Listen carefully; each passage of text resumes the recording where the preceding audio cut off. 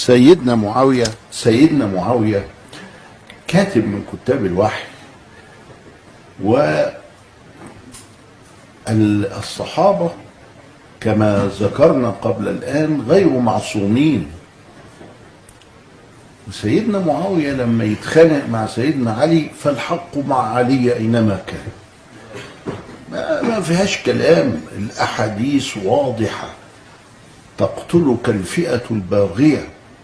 فأي واحد غلط زي سيدنا معاوية نقول عليه انه غلط، لكن ما نتجاوزش هذا الى القدح في الصحابة فيصل الامر للقدح في سيدنا. يعني في حجاب يمنعنا من ان احنا ولاد النبي دول اللي هم الصحابة ان احنا نقرب من عليهم. الصريح المريح كده يبقى نعمل ايه؟ ننكر الفعل ولا نتكلم عن الفاعل. فاعل هنقول سيدنا لانه شاف النبي، انا ما شفتهوش، ونقول رضي الله تعالى عنه، ونقول الفعل ده غلط. نزاعه مع سيدنا الحسن غلط، وهكذا.